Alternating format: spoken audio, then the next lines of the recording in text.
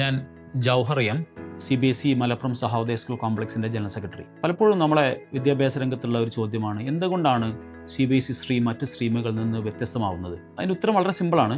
കാര്യം നമ്മളെ സംബന്ധിച്ചിടത്തോളം നമ്മളെ കുട്ടികൾക്ക് 12th കഴിഞ്ഞതിന് ശേഷം അവരുടെ ഹയർ എഡ്യൂക്കേഷൻ വേണ്ടിയിട്ട്, അത് പ്രൊഫഷണൽ ആവട്ടെ അല്ലാത്ത കോഴ്സുകൾക്കാവട്ടെ, രാജ്യത്തെ ഏറ്റവും മികച്ച വിദ്യാഭ്യാസ സ്ഥാപനങ്ങളിൽ അഡ്മിഷൻ ലഭിക്കണമെന്നുണ്ടെങ്കിൽ ദേശീയ തലത്തിൽ നടക്കുന്ന ഒട്ടേറെ മത്സര പരീക്ഷകൾ, അത് നീറ്റ് ആവട്ടെ, JEE ആവട്ടെ, CUET ആവട്ടെ, ഇത്തരത്തിലുള്ള വ്യത്യസ്തങ്ങളായ കോമ്പറ്റേറ്റീവ് എക്സാമിനേഷൻസ് അഭിമുഖീകരിക്കേണ്ടതുണ്ട്.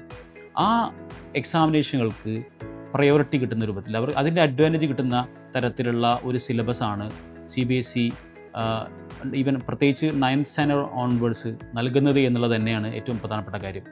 ഒരു 9th ഓൺവേർഡ്സ്, പ്രത്യേകിച്ചും 9th ഓൺവേർഡ്സ് CBSE സ്ട്രീമിൽ പഠിച്ചു വരുന്നൊരു കുട്ടിക്ക്, 12th സ്റ്റാൻഡേർഡ് വരെ പഠിച്ചു വരുന്ന കുട്ടിയെ സംബന്ധിച്ചിടത്തോളം ഇത്തരത്തിലുള്ള ദേശീയ തലത്തിൽ നടക്കുന്ന എല്ലാ കോമ്പറ്റേറ്റീവ് എക്സാമിനേഷൻസും വളരെ എളുപ്പമായിരിക്കും.